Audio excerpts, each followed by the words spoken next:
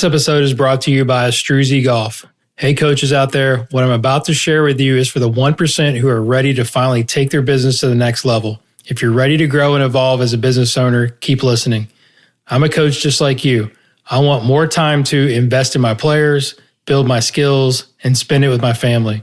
We also both struggle with the idea of taking time off and sacrificing revenue. Coaches like us need tools to save time, automate admin tasks, and deliver excellent player experiences every single time. What if I told you there is a platform that captures 37% net new revenue in the first 60 days? It only takes 5 minutes to set up, and a simple copy-paste puts the rest on autopilot. As a founder and CEO of your business, you would fire yourself for not taking advantage of this value. Download a Struzy right now and start the journey to modernizing your business. Oh, and when you create your account, don't forget to add an asterisk, that little star thing on your keyboard, to your last name so they know the guru sent you. If you aren't convinced just yet, keep listening to learn more. Now let's get back to the show. It's not what you know, it's what you can prove. You know how to cut to the core of me, Baxter. You're so wise. You're like a miniature Buddha covered in hair. I want to become a guru so girls will like me. Then I will like myself. Now, before we do this, let's go over the ground rules. Rule number 1, no touching of the hair or face. Of course. And that's it! Now let's do this! Are you not entertained? Are you not entertained? Is this not why you are here? What's up, everybody, and welcome to episode 151 of the Golf Guru Show. I am your host, Jason Sutton, and I am the Guru. I am also the Director of Instruction at the beautiful Colleton River Club in Bluffton, South Carolina, where it is my mission to break down high performers in the teaching and coaching business in all fields of study, unpack and tease out what makes them great and also successful. All I ask is that you make sure that you download this episode and hit that purple subscribe button so you don't miss out on future episodes that will be coming your way. This is a special episode with a live audience as we are recording at our Carolinas section Fall Teaching Summit. And I am so delighted to be joined by my good friend, Mr. Shawn Kennedy. You can follow Shawn on the gram at ShawneePure, ShawneePure. Not spelled like his name, so that's why I spell it out. Shawn is one of the most talented, creative, and out-of-the-box thinking golf coaches in our industry, and I always love picking his brain for information and just solving problems and ideas. Shawn is the Director of Instruction at the Cliffs in the beautiful mountains of North Carolina, where they have 7 amazing golf courses. So you definitely want to go check it out if you're ever in that area. Shawn's approach to teaching is science-based in neurology and motor learning, as he has spent thousands of hours studying biomechanics, anatomy, kinesiology, physics, kinetics, kinematics, and many different swing methods and systems. Needless to say, his toolbox is very big, but he has the incredible ability to make it understandable for the average golfer, which is the genius in his coaching. So enjoy this wide-ranging convo between Shawn and I, and also some great questions from the audience at our Fall Teaching Summit. So without further delay, here is my good friend, the brilliant Mr. Shawn Kennedy. Enjoy. Okay. Welcome to the Golf Guru Show Live. Thanks once again for letting me do this. It's been our 3rd or 4th year to do this, I think. So happy to have my good friend Shawn Kennedy on the program. It's been 5 years. You're in season 1, which is kind of hard to believe, right? So lots changed in 5 years. But how many of you out there? None of us do. How many of you actually listen to the show? Make me feel good. All right. How many of you listen to podcasts in general? Come on. What are you guys doing out there? Yeah. So obviously you can find it on Apple Podcasts, any Spotify or whatever, but let's start with your backstory. I know most of you know who Shawn is. Go back to his previous episode if you want to get the long version of it, but pretty interesting story for sure, how you came from your college days into being a golf instructor. So kind of give them a little bit of lineage of your career path first. I was fortunate enough to play Division I college golf. And then after that, I had a short stint in graduate school for chemical engineering. And I was lucky enough, I was co-opting for a big company. And the guy who was running the research that we were doing, he just came up to me one day and he's like, "Hey, Shawn, you're a bright kid, but you don't have what it takes to be a PhD in chemical engineering." I was like, "Whoa, Scott, why do you say that?" He's like, "Because you have far too many interests. Everybody that's in this lab that you work with, they think about one thing and one thing only." I was like, "Okay, so I'll go figure something else to do." So I tried a little stint at playing professional golf. I qualified for the Canadian Tour and played a couple seasons up there. And then this is a long time ago, so it wasn't PGA Tour Canada or PGA Tour Latin America, but in the swing season, we played in the Tour de la Americas, which was in the early 90s, was pretty much the Wild West. It was a really cool experience. I wouldn't trade it for anything in the world. I hated practicing. As a coach, it's embarrassing to say that. As a player, I really hated the practice, and I just thought I was talented enough to make it. And like after 3 years, my talent level was nowhere close to making it. And without a work ethic, I wasn't going to go anywhere either. But I had a caddy who noticed my curiosity, where I would be playing in a group and then this guy would have a interesting grip, interesting pivot, and he would just wax me. So I was like, well, how does that work? I felt I was fundamentally sound, and I was just getting beat by people who looked like they weren't. That was my foray into coaching. I went to the Key Island Golf Resort. There was a gentleman named Tommy Cuthbert. He was lucky enough to give me a job in the bag room. Started overly educated bag room attendant. But he did let me teach, which maybe probably upset some of the other staff members there, because he knew that's what I had a passion for. And I went and took a bunch of lessons from a bunch of different coaches. My pre-internet idea was I wanted to book your first lesson. "Hey, Kevin Britt, I want to book your first lesson, and then can I watch you teach the rest of the day?" And most teachers back then were open to that. So that's kind of how I got my teaching education. Dove into the golfing machine pretty deeply. Great amount of contacts through that one. And then just kind of felt that there were some limitations to what the golfing machine could do. And I worked at a club in Atlanta where John Sherholtz was a member, and he introduced me to the pitching coaches for the Atlanta Braves. And that was my introduction into biomechanics. And then from there, my brain blew up, and it continues to blow up on a daily basis. Which is why you're great. So I know you have another passion he kind of skipped over, which is music. He was in a punk rock band in college. You guys were kind of big back in the day, right? Well, so now you continue to play music a little bit, right? At the last seminar that we visited together, you were playing guitar. So my question is, like, what are you vibing on right now? What's on the playlist? Oh, musically? Yeah. Well, I mean, 90s hip hop, still a huge fan. There you go. And I think they call it freak folk. I think that's like the term of the music they call it. So like Bon Iver and stuff like that. Okay. Yeah. Awesome. So I guess recently, when was Doctors for? That was earlier this spring, right? Yeah. So back in February, a couple of my teaching colleagues, Mark Grace and Robbie Fales, we hosted our first teaching summit, and we had we called it Doctors for, we'll say, kind of different disciplines in golf. So we had Dr. Yuhong Kwan, heard of him? If you haven't, you should.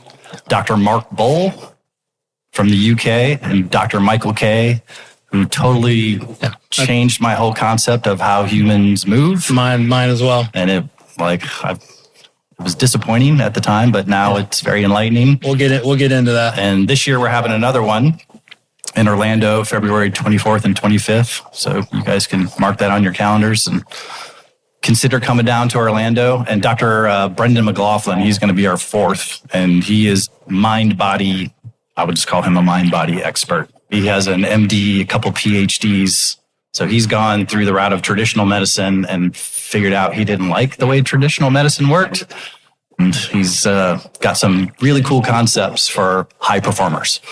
Yeah, I'll pump it up because I've been to hundreds of teaching seminars and hosted several, and I thought it was one of the most unique and beneficial workshops that I've been to in a long time. Now, one, the group of you and Robbie Fales used to work for me. He's one of my proteges and up and coming superstar in the teaching business, for sure. And Mark Grace, you guys call yourself the Code Breakers.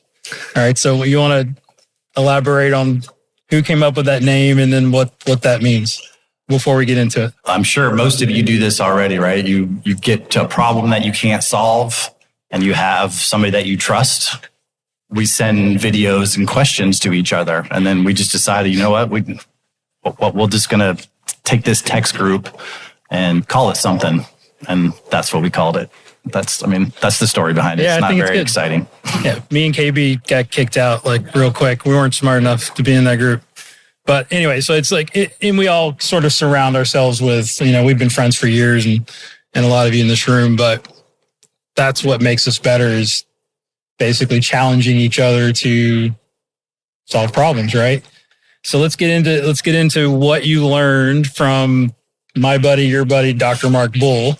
First, talk a little bit more specific about who these people are. We're just going to do Bull and K because K is he's another animal that I think he's an alien, honestly. But so talk about Dr. Mark Bull and how he's influenced your coaching and what you've kind of learned from him. Mark Bull basically just is very good at making you challenge what you think you currently know. He's just really good at it, making you like, well, why is that the way? And you start to kind of understand that a lot of our education is not necessarily education. It's more institutionalization. He's just really helped open my mind. Every time I have a conversation with Dr. Bull, I leave with more questions than answers. And I think that's a good thing. Yes. Like it just keeps me quizzical and curious for sure. And I think that's Mark Bull's beauty. He never really gives you an answer. He makes you figure it out. And that's, I would say, if I was the teacher that I wanted to be, that's the teacher that I want to be. I'm not going to give you the answer, but I want you to figure it out. Yeah, and he's been on the podcast a couple of times and like one of the most popular shows I think that we've done. Definitely want to check him out. He's got probably the best online subscription site out there as well if you want to learn about human movement and anything about humans and humanity. Yeah, it's pretty deep, more than anybody I've met. Yeah, for sure. All right, so Dr. Mike K, describe what he does first, because I think that's kind of a complicated answer to begin with. So Dr. Michael K, he can watch you walk into a room and he can instantly tell you how you produce force throughout your whole body. And all you are doing is walking towards him. So that's a gift for sure. And then to help players produce force in a bunch of different sports. He's really big in MLB with pictures. And he's really diving deep into golf. He's got a lot of golfers that go to see him at his institute in Phoenix, Arizona. It's called Helix. It's a cool place. And yeah, like I remember having my first conversation with him. And I was like, well, yeah, this guy's frontal plane torque's all messed up. He's like, what did you just say? And I said, well, this guy's frontal plane torque is all messed up. He's like, well, how are you going to fix it? I was like, I don't know, but I know it's messed up. And that's when he said, well, that's your problem, Shawn. You look at one plane of motion where the other two planes are affecting that plane, and you can't get stuck in one. His company's called Helix, and his helical model of human movement is really enlightening. So if you like to kind of understand how people move, he would be definitely a guy that I would encourage you to follow. He has a Substack. Yeah, so I know Jason sent players. I've sent him a couple players. Yeah, we've collabed on a couple of players that have had some injuries and needed answers to like what's causing the pain. And we've done literally we do a FaceTime lesson with him, and he just sits there and goes, this. He just watches the guy walk. He's like, oh, this is all messed up. Yeah, it is really cool. He was recently up at Clemson, and one of our facilities is right near Clemson. So we got to hang out and chit chat a little bit over some steaks and some good wine. To catch up and to kind of like get a little bit of idea what he's going to talk about this time for Doctors 4. But I'm not going to tell you. Yeah, you can't give all the secrets away, right? So I reached out to Robbie, I reached out to Mark to get some topics and some questions, and it was all stuff that I was probably going to ask you anyway. But I like the way you sort of break down the different elements that are essential to improvement for a golfer, right? We all have sort of a framework of things that we look at when assessing a player, or how are we going to train that player. Can you tell us what are your 5 essential elements to improvement? And then I want to dive into a couple of those. Well, the 2 main ones are, call it mind and body or brain and body. Sometimes I think you can categorize mind and brain as different things, but I just kind of wrap them all together. And then you kind of have the experience of the club, what the club's doing to the ball. Right. So what effect does flight. the club do to the ball flight? And then the aspect of play, I think, is an aspect that sometimes as coaches, we get caught up on the range and swing mechanics and all that, and we forget about the importance of play. Even for like a brand new golfer, we'll say, who doesn't maybe even know grip, stance, setup, all the foundational things for golf, I kind of like them to get them on the golf course so they understand contextually, if they were going to take a bunch of lessons, why would I take a bunch of lessons? Well, because I'm not very good at driving the golf ball. My approach shots are scattered all over the place. My short game, I don't have one. And I 4-putt every time. So it's contextually, it's really fast for any golfer. You just get them out there and then you can be, okay, this is what I need to kind of think about doing. So don't be afraid to take a new golfer on the golf course just for that context experience alone. Yeah, and you use that word context a lot, right? And I use, it's sort of similar to concept, I think, is before we teach somebody a new skill or introduce a new skill, I always say concept kind of starts the train, right? So yeah, ideas are big. How would you describe, I guess you can give them the definition of context, and like, how does that push everything forward from there before we dive into a couple of your ideas? I'll try to simplify it. So your brain, as it's acquiring skill, desires context. And the driving range maybe doesn't give it that sometimes for some people. Sure. Everybody's different, for sure. But it's been just a blessing to have golf courses just to throw golfers on and let them have that experience. Oh, it's not flat. Oh, there's rough. Oh, there's water hazards. Yeah, all those things that the brain doesn't necessarily experience in a practice environment, for sure. And we're going to get into some of the things you like to do with your play, and I'm big on that too. And I took a couple of your games and how you sort of put pressure on your players, which I think is super important, especially when I'm training like high-level tour players or juniors or college players. Let's dive into the body first, okay? Because I know you're an expert in like biomechanics, how the body moves. I thought I was. You are. There's always Michael K is an expert. Mike pays, yeah, but Mike, and we talked about this when we stayed in the house with Mike and Dr. Bull. We didn't get to spend as much time with Dr. Bull, but he can't do what we do, but we can't do what he does. So it's like our team collaboration is super important, right? So talk a little bit about, and he's such a contrarian too. It's amazing. Like he just sort of debunks everything that you thought was kind of right or cool. I've got a quote in my building that says, don't always believe what you think. Okay. Challenge yourself and always kind of test it out. Mike is good at that. Cause we brought our ideas to him in the house and he's like, no, that's bullshit. He's like, this is stupid. So starting with when you get a new student, the idea of, this isn't to offend any TPI people out there because I think it's fantastic, but like physical screens, right? And Dr. K says the golf swing is a physical screen, right? And I believe that too. Like we can sit, if you've been teaching long enough, you watch somebody hit a ball, you can just about tell them, you can't internally rotate your right shoulder or your left hip's bad or whatever. Talk about how you assess your players. So I cheat. I put it in the guise of I call it a warm up. And while they're warming up, I'm basically assessing their movement patterns. I kind of start from the ground up. I have them kind of plug their toes in the ground and make some circles with their knees. So I'm checking ankle mobility all the way up to the hip. If they're familiar with yoga, I'll ask them to do like certain yoga poses to see how they strike those and what those look like. Does anybody know what a circle chop is? So if you have a med ball and you start overhead and make this really big circle around your body, It'd probably be my all-time favorite golf assessment exercise because everything's in there. You see if they can rotate from their cervical spine, their thoracic spine. You can see if they can load into the ground, see what kind of dorsiflexion they have in their ankles, see if they can invert, evert, all that stuff's in there. And you even get some kind of wrist movements going.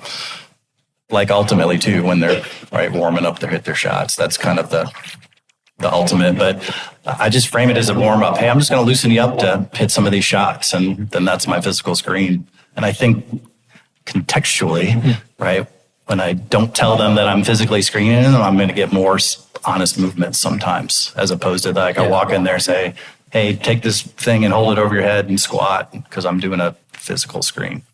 Yeah, I think that's more the context. It's like slipping it in their food a little bit, right? Yes. It's like they think they're warming up, but you're actually watching how they move, which I think is super cool. So a couple of questions from Robbie Fails. Do you feel movement can be trained out of context in the gym, at home, etc., in a way that transfers well to play and competition? If so, how do you guide them through movement awareness training? Everybody knows the answer to that, right? It depends. Yeah. Because some people, like, they don't necessarily have to be golf specific in their movements to help them move better for golf. And then other players might have to be. I used to work with this physio all the time, and he trained Bernhard Langer. He had Bernhard Langer doing circle chops, and Bernhard said, it's not golf enough. So he tweaked the chop to make it more golf-like. So Bernhard was happy. Like, everybody's going to kind of do what they need to do, but I'm a big fan of, like, I think I call it deep practice. Yeah. Yeah.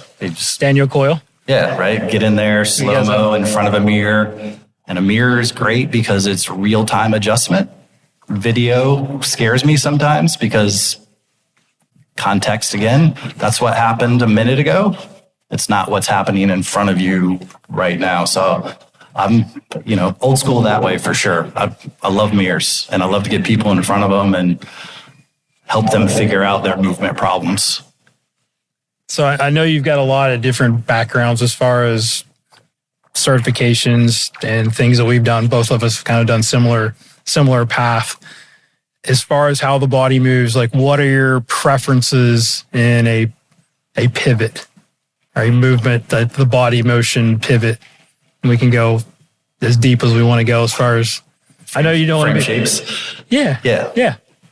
Helical things, buttholes and guts. A lot of it has to do with how you're built as a human. I'm a very narrow human, right? So don't have a jawline.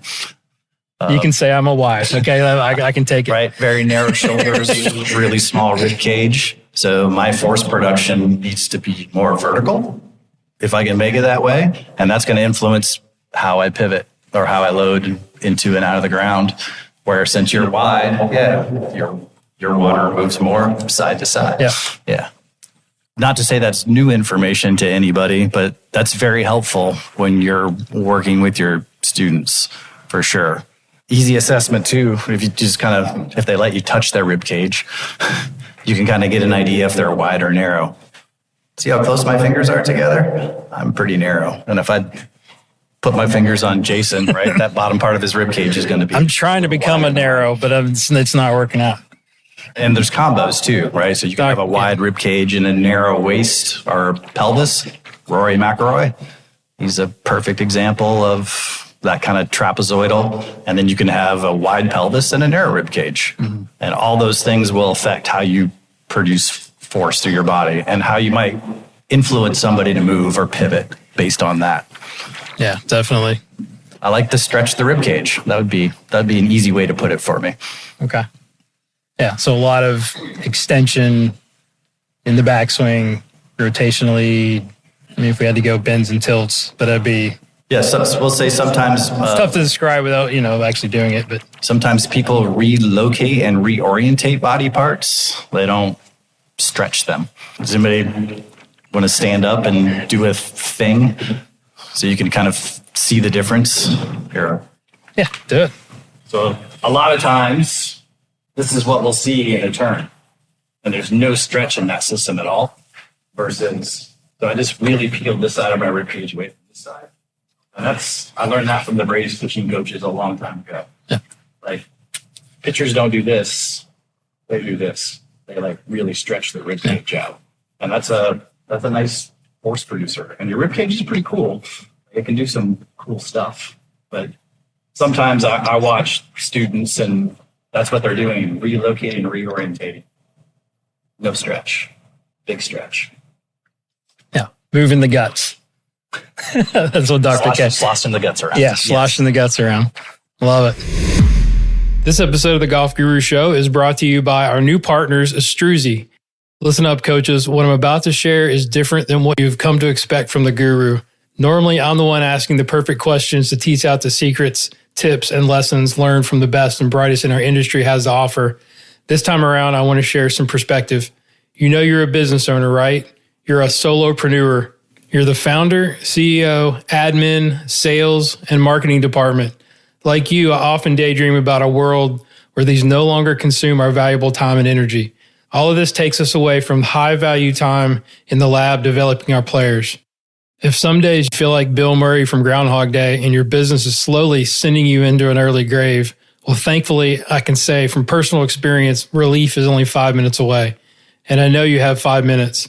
Coaches, if you have a Gmail account, an iPhone or an iPad, have your own LLC, constantly switch between 4 to 5 different services to run your business, charge at least $70 per lesson, or deliver at least 15 hours of lessons per week, then pay close attention because I'm talking directly to you.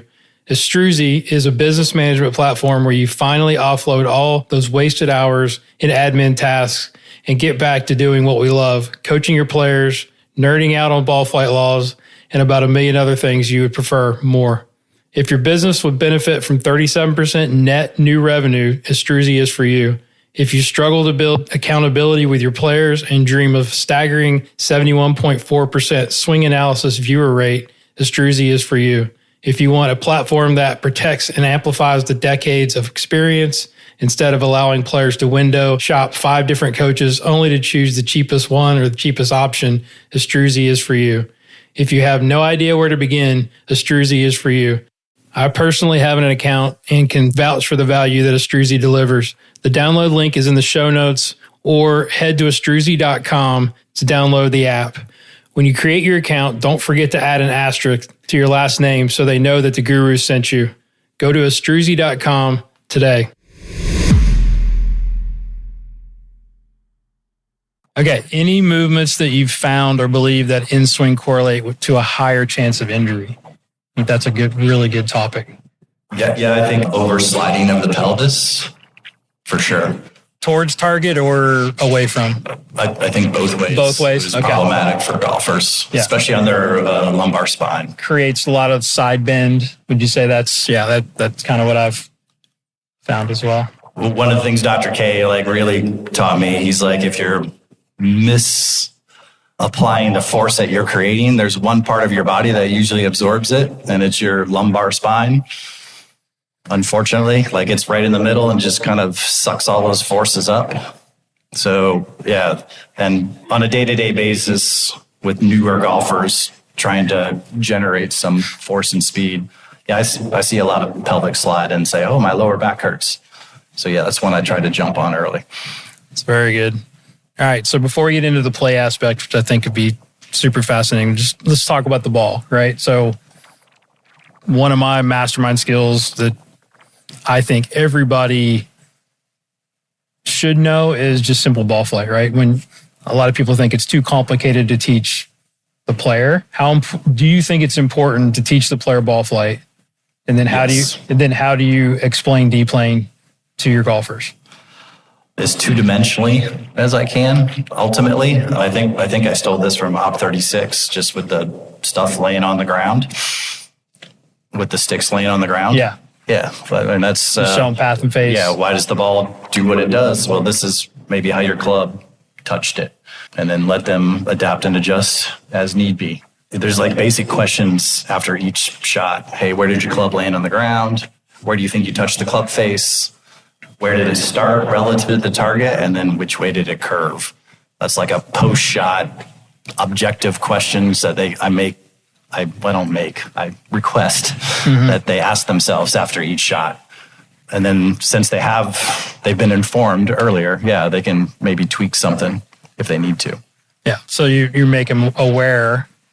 And I talk a lot about this in putting is observation and awareness. Yeah. Paying attention. Yeah. It's the fastest way to learn something. Yeah. So that leads me into the mind, right? Which I think is interesting because it's a mess. Confirmed that you're a little scatterbrain, little ADHD, which a lot of us have that gene. Is it important to heighten a player's awareness of their thoughts? And if so, how do you help them become more aware? Are there any tricks or tactics that you use? Well, who has a quiet mind in the room? Anybody? Like right now, like just blank, not thinking about anything. KB? So that's what I don't believe that's what your mind does, right? It just thinks. That's what it's supposed to do. But you don't have to necessarily pay attention to every thought that passes through it. So that's one of the things that I try to educate people with. Like, we'll talk about how you do that. Like, give me more specific. I say I try to. I mean, it's an attempt to educate them, to help them kind of, we'll say, clean that dirty laundry that's going on up there. Dr. Izzy Justice, are you familiar with Dr.? He's got some great stuff. So thousands and thousands of golfers where he's done brain scans. Through these brain scans, since he knows how to interpret them, right, he can kind of figure out where all the activity is and then how to like settle down the activity. The thing that I try to remind players, specifically in the performance part, the aspect of you're hitting this golf shot, it's best to be target obsessed for most people, not everybody, for most. So if you're thinking about how you need to move, that's probably not going to be your best performance. If you think about how the club moves, you have a better chance. But if you're focused on target and maybe the force application that you need to that target, which is a great putting idea, the force to target, stay locked on the target. And so, and I just I kind of use small chunks, like 3 balls at a time. This is going to be your intent. This is what you're trying to do as hard as you can. And then we just jump around. So there's a lot of variability in what I do too. I'm a big fan of being highly variable on the lesson tee. I get fired a lot because of it. Like, you're bouncing all over the place, bro. Like, I just came here to do this. But usually by the end of the hour or hour and a half, they're doing that thing through paying better attention with the different tasks that we give them. More spacing, would you say, like the GLT stuff?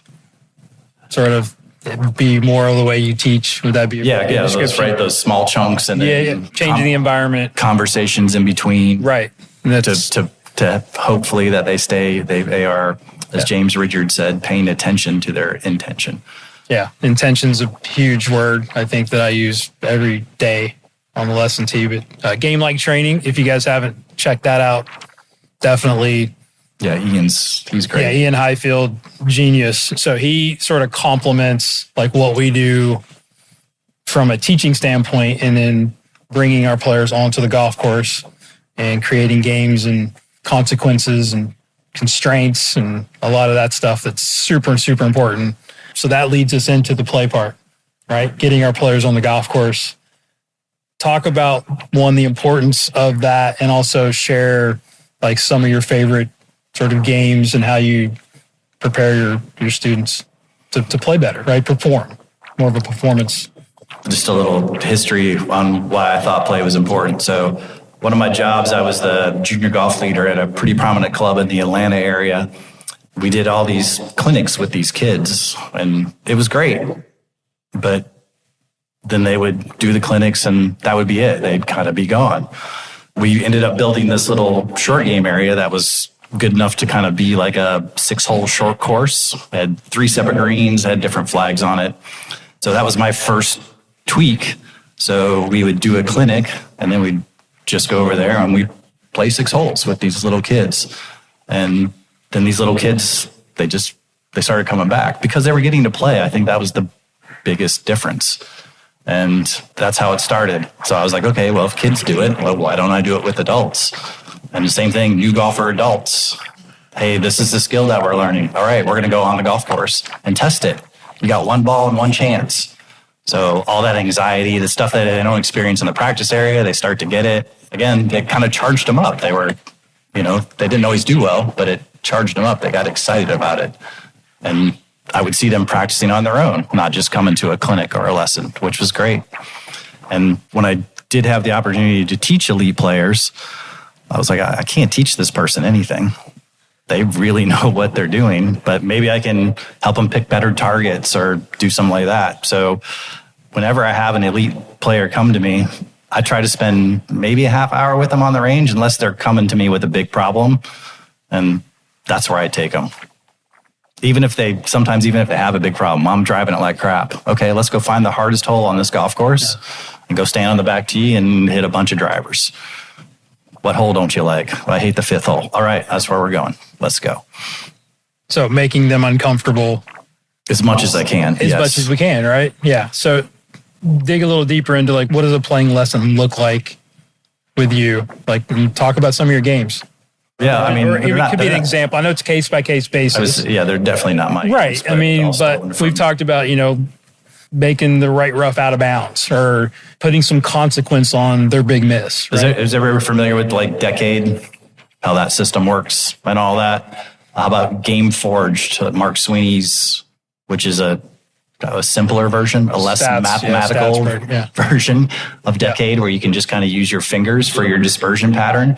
It's pretty cool. I'll use a player. He just went through the first stage of Korn Ferry Tour qualifying. He lives out in Vegas. He came in for a couple days. He has a very big draw bias in his swing, but he wants to hit fades. Been a battle for a while. One of the games that we played, basically, I went on every hole that he could hit a driver on, and I basically placed a pool noodle, and he had to be to the right of that because he wanted to hit fades. And then if he didn't, there was some kind of consequence. And the consequences, it depends on the player and whatnot. Money was his motivator, so it was the best. It was a financial penalty if he missed the shot that he was trying to hit. So that's like the kind of stuff I do. Like, you're just trying to, hey, this is the shot that you want to play. Well, then you better not be hitting it on this side, because that's not matching the shot you want to play that well. Love it. I would say my favorite game from Mo Pickens, 2 drives and 5s. There you go. Yep. Stole that one from a long time ago. That one's a great one. Yeah. So the player has to hit 2 drives, depending on the skill set, right? You determine if it's a really good player, it might be a side of the fairway. And if they get both drives in play, they're good. No points. And then there's a par 3. So I'm gonna use Dom again. Yeah. He was kind of struggling from like 180 to 200 yards. So every par 3 that I made on a par 4 or par 5 was between 180 and 200 yards. Mm-hmm. And he was to make 3 on that hole. And then we had short game shots, so 50 yards and closer. And the goal was to make 2. And if you can play 9 holes of 2 drives and 5s and make a bunch of 5s, when you play in a golf tournament, you will shoot pretty low under par. Yeah. At least Dom did. So good. And that one's great. And you can use it for any skill level, which is great. It doesn't like new golfers, get them out on the golf course, play that game. Obviously you can tweak the numbers. It doesn't have to be 2 drives and 5. You can make it match their skill set. Worst ball scramble. You play worst ball scramble. That's the best. I mean, I do that with all my elite tour guys. And I count birdies too. Like we started counting birdies with one of my guys. Like, even though they don't make both putts, if they make one of the putts, like, count birdies for like 9 holes or whatever. It's really, really good. And one of my favorite ones, if I'm playing with them, that basically once a hole, I get them pick their ball up and move it 5 steps. So if they stuff one in on a short-sided flag, I take my 5 steps to the short side, and now they have a really tough up and down. They understand the game when they're getting into it, like that I'm going to do stupid stuff like that. And that's a good one too for your more skilled players, because everybody's played in a golf tournament before, right? It's frustrating. Like, I just hit a good shot and now look where I am. All right, so if I don't get a Mark Grace question in, he's going to kill me. So we got to do a couple of Mark Grace. You guys need to be thinking about questions because I'm going to open it up to you here shortly for Shawn and I guess for me as well, if you want me to participate. How the orange whip can be a tool to instruct, because I know you use that a lot, a tool to diagnose and a tool to help the instructor learn about his or her own swing. That was the question from Mark Grace. Like, describe what you do with the orange whip, because I think it's pretty awesome. Yeah, Jim's not here, but thanks to Jim Hackenberg for sure, because he created this tool that is all those things, right? It's a training tool. It's a diagnostic tool. It's pretty phenomenal tool. I'm a big fan of the Orange Whip Junior, like the really small one, because it's super wobbly and you can swing it inside and not worry about breaking a bunch of stuff. I overuse this word. The club has energy that moves through it, and the Orange Whip, you can physically see it, and the player can experience it, which is really cool. The methodologies that I teach or encourage is you would like the Orange Whip to deflect early in the backswing. So there's a big burst of energy going out into the orange ball at the end. And then up at the top, there'll be hardly any curve in that weak, wobbly shaft. And then at the bottom, there'll be another big pop of energy. Like Dr. Kwan says, fast, slow, fast. Yeah. And it's so cool because they actually partnered, or the Orange Whip and Dr. Kwan partnered at Doctors 4, like right before that, because it kind of goes with, the methodology that he teaches, which is super cool. I would say that like the sequence for somebody who doesn't have athletic development is not the easiest thing to teach a new golfer, but the Orange Whip, here you go. And most people kind of figure it out with a little bit of guidance. If anybody has any questions about it, tomorrow I'll have my little junior whip, and I'll also have my Kwan rope with me too, which is another. Yeah. We didn't really talk about Kwan, but that's another. It's such a good tool. Yeah, and it solves a lot of problems, and it creates a lot of great feels that kind of intangible for golfers. I can't tell a golfer what to feel, but hopefully after getting them to move the way we want them to move, they can tell me how it feels, and I can write that down. Yeah, so I remember to remind them. Oh, you told me this last time. The rope is amazing. I mean, it's definitely a staple. All right, so he asked a putting question. He's very proud of this one. He's going to kill me for this. Force along the shaft or force across the shaft in putting? I can't defer that to you. No, you're not allowed. Are you going to talk about that tomorrow? I can. Yeah, okay, I will. Good. I think it's a little bit of combination of both. Yeah, for sure. And again, there's a lot of different grip styles, a lot of different putter lengths and whatnot. So that I don't really know how to answer that question. Sorry, Mark Grace. There's. It's all right. He was so proud of that one too. Well, it's a good one. It's a good question, but I'm not sure it's going to help. Generally, like one of the demonstrations that I do would definitely be more force across the shaft or force along. Sorry, force along the shaft. Yes. Yeah. So most errors are probably made force across the shaft. Yes. It's kind of like when we're trying to teach somebody not to dump their wrist angles too early in the full swing. Net force across the shaft is a killer. All right, so here's the last one from Mark Grace, and we're going to open it up. Are all teachers method teachers? And two-part, what method do you employ that allows you to be more adaptable to your students' capabilities? Are all teachers method teachers? I think to some aspect, right, we kind of have maybe some system. We all have preferences, don't we? Right? That we go through. Yeah. Like most of my lessons, they start off with that little movement stuff, especially students that continue to come. They'll be warming up doing the thing that I taught them to do, which is great. I mean, I'm very happy to see that. Like that's how they're warming up. And the other warm up task that I give most of the students is they take a wedge and they start with a 5-yard carry distance and then go in 5-yard chunks until they get to full swing. And if they miss a 5-yard window, they don't fix it. They just go to the next 5-yard window. So what is That's that? A great diagnostic tool in its own right. What does that show you? Because I remember you doing that, and I think it's really cool. But what are you looking at? Because it's kind of like my putting assessment stuff. It's you don't really. Right, you get to see their idea of short game technique. Right. There's the in between, Like a lot of times if you do this, the thing that you'll notice is they'll get to like 25 or 30 yards and then a bunch of balls will just start going 25 or 30 yards. And then that's kind of the place where they're like, oh, I can't use short game mechanics anymore. Now I kind of have to switch gears and do this full swinging stuff. So you kind of see how they adapt and also solve problems, right? Which is what we're trying to get to figure out. And reactions to, mess ups too. Those are always good to see. What's their self-talk? How do they, right? If they fail, how do they handle it? Yeah. How quick are they to reach for the next ball? Or are they taking the time to ask themselves, oh, what did I do? Are they frustrated or curious? All right, last one. This is for me. Before we open it up, does the club move the player? Or does the player move the club? It's a symbiotic relationship. You affect the club affects you, for sure. It's duality, is that what you're saying? Okay, I love it. All right, so questions. Anybody? I'm just curious, when you're teaching, how often are you teaching true beginners, right? Obviously, a lot of what you do is, can really help an advanced player, right? But like, on a percentage, how many true beginners would you say?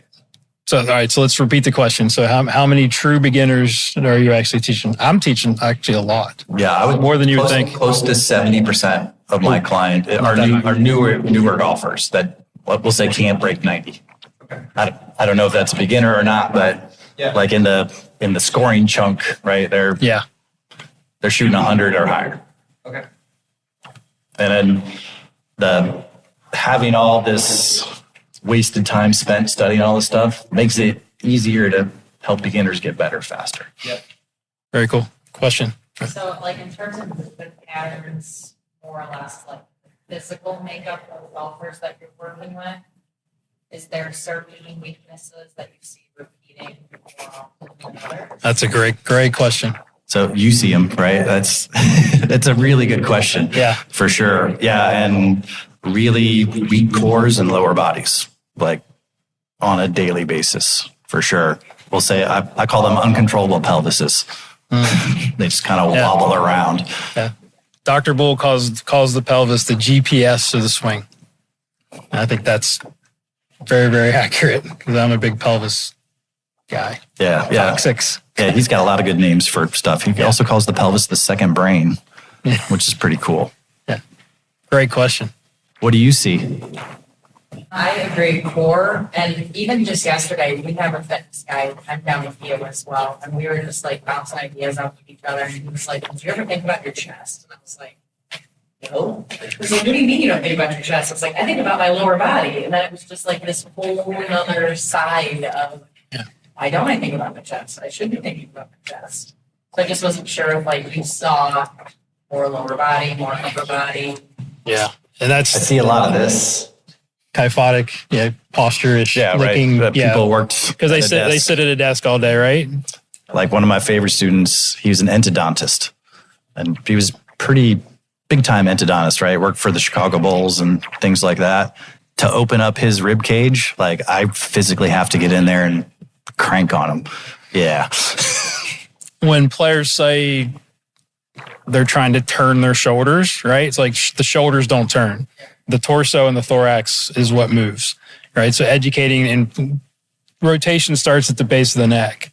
Like this is all Dr. Bull stuff. I didn't make it up. Like it's getting people to understand how to translate this rather than worrying about their shoulders is, I think, critical in getting them to move differently. Because my clientele at where I'm at is probably 70% 65 or older. Okay. I mean, the tour players and the good players I teach are very, very small, maybe 15, 20%. So I got to be really, really good at getting that older demographic to move, right? So it's all about the pelvis. They're afraid to move the pelvis because they've had left hip replacement, they've had right knee replacement, the shoulder hurts, right low back, it's all the above. So it's getting them to trust that they can actually move better. And I work with our fitness guys to do that as well. But great question. Usually a pain reliever too when you free them up. Yes, to move. Get them to move and explain to them that they're hurting themselves while they're trying to not move much. Right? Yeah. Keep your head down. That's a good way to hurt yourself. For sure. Exactly. My I'm not a golfer, my position. Perfect. But you talk a lot about behavioral emphasis. So from a biomechanical standpoint, I focus a lot on changing a swing a lot. It's really a lot for my golfers or with their coaches. We now know from a neurologic standpoint, we want to necessarily learn new patterns rather than change pattern. It's because it's less changing in the brain. So my question becomes, at what point in changing all these variables do you recognize that your golfers are learning the new task that you're asking them to do? What are you looking for? Just because it sounds like you do change variables quite often. How are you checking that from the coaches?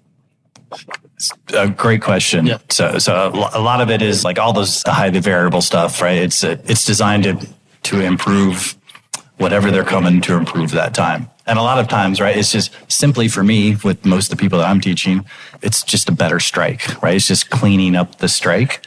Simple thing that I do, try to hit it on the toe and then try to hit it in the heel and then try to hit it in the center. And that's like a way, it's a way for them to kind of like dial in their awareness a little bit. Yeah, I'm kind of in my infancy of motor learning, where it was biomechanics, this is the answer. And it's not at all. There needs to be a better bridge, I think, between that neurological aspect and the actual science of how the body moves. Because it's great that I have an understanding of how the body moves, but I'm learning how to help people move their body better through the motor learning part. It's fascinating stuff. I'd say the ultimate is, can they do it under pressure, right? That's the ultimate test, right? And that's where I've changed my coaching a lot in the last 10 years of standard hour lesson.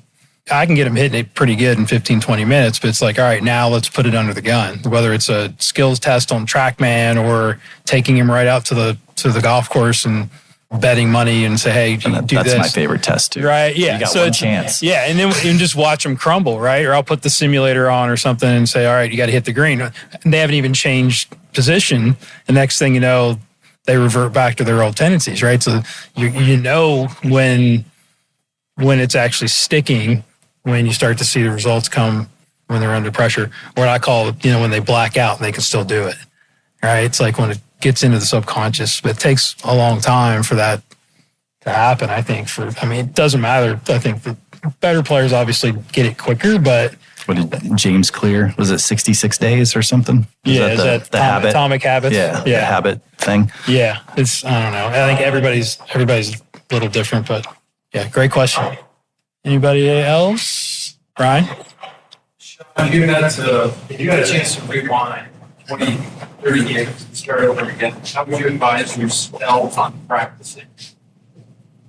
Based on what you learned over the last 20 years, professional teaching coach, you would advise yourself when you were trying to play.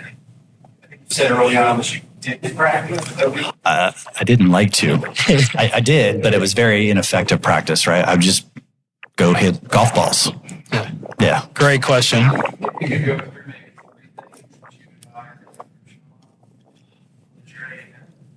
So repeat the question. So Ryan Daly asked this great question. If I could go back in time, I said earlier that I hated to practice. I did practice. It was just very unproductive practice. What would I go back and tell myself to do differently? The first thing I would tell myself to do differently would just be to love the journey. That would be the first thing. Because I didn't necessarily love it. Didn't like traveling, didn't like to practice.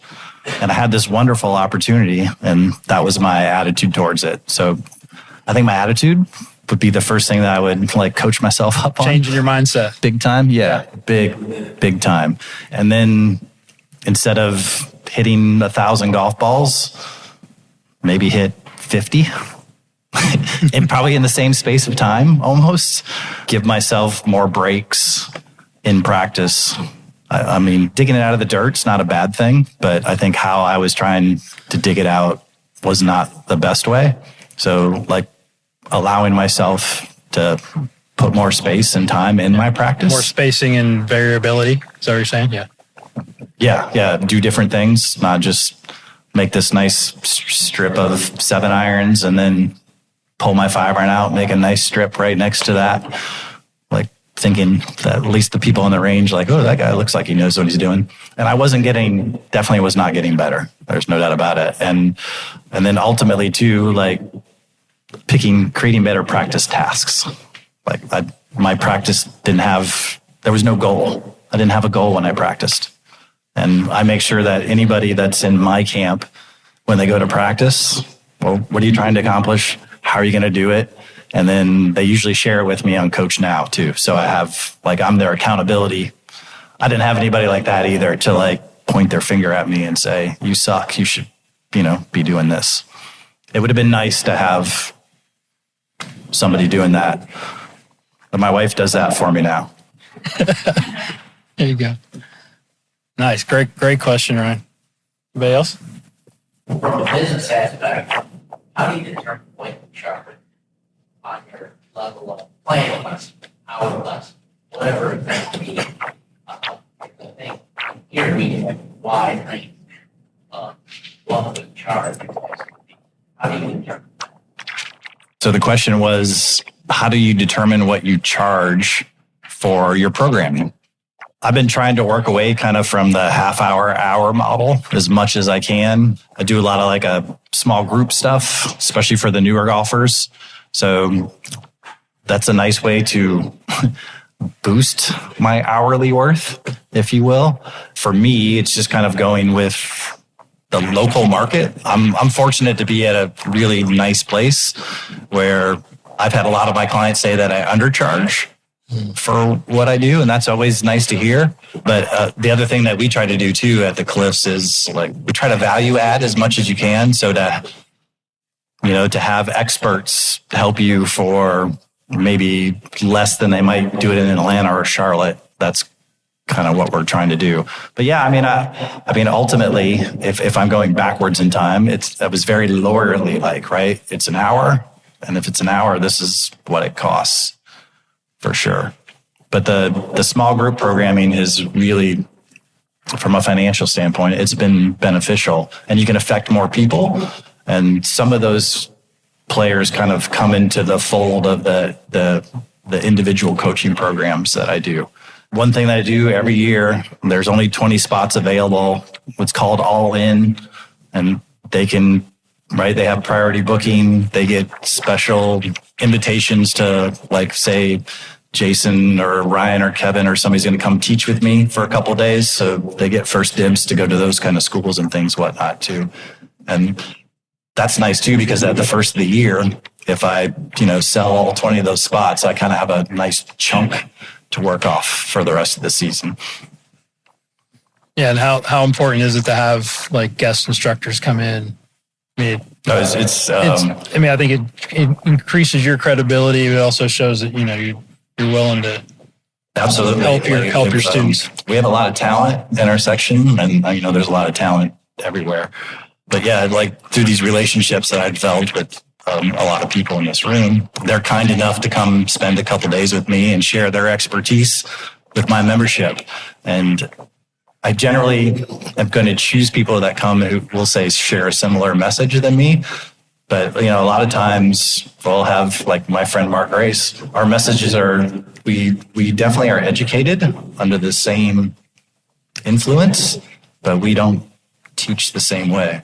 And most of the people that would come to them are students of mine anyway. And they're super appreciative of that. As one guy said, that takes a lot of guts. I was like, what? He's like, well, you're bringing in another expert. We thought you were the expert. And I was like, well, I still believe I am, but isn't it nice to hear a different message? And they're like, no, it's really nice to hear a different message. It may be similar, but it's just a different way of saying the same thing. And my analogies don't always work, and some other analogy may. And I'm not ashamed of that. I used to be. I need all the answers, but I've come to grips with it, at least in the past 5 years, that I will never have all the answers. I love it. Mark?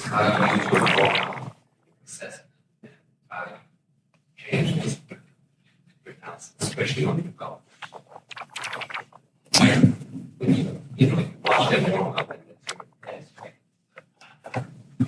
Yeah, so you kind of seeing the limitations and whatnot, and it's definitely going to influence on what path that I'm going to take to help them achieve their goal. A lot of my clients, I teach a lot of stuff below the elbow because a lot of their other stuff doesn't necessarily educate the hands. Work that great, yes. Yeah. One of my favorite students So his wrist, I'm going to kind of show you his wrist motion, right? He can go a little this way. He can't go this way at all. 0. None. So, and his arthritis is so bad, right? He can barely hold on to the golf club, but the guy loves golf and he comes every week and he's getting better and he's having fun. So he's not going to have a lot of forward shaft lean, is already saying. No, he's definitely flipping it off the bottom for sure. He was a guy that got him really those super fat grips, which already made a huge difference for him. And he said he could do that. So we taught him to time that. Yeah. And he hits a driver about 165 yards in the air. This before he wasn't getting anything off the ground. He still struggles with some touch shots around the greens, which would make a lot of sense for sure. But he's a really good putter too. Yeah, I would think that would be a strength. That's what I told him. I was like, Mark, you have an advantage. Exactly. Yeah, definitely. Shawn, thank you so much for doing this and sharing your insights. Super knowledgeable. Hopefully you guys got something out of it. I know I did. Every time we spend time together or on the phone, I always learn something from you. So just an honor to be, again, for my second time on the podcast. Thanks for having me. Absolutely. Really appreciate it. Absolutely. Give it up for Thanks, Shawn Kennedy.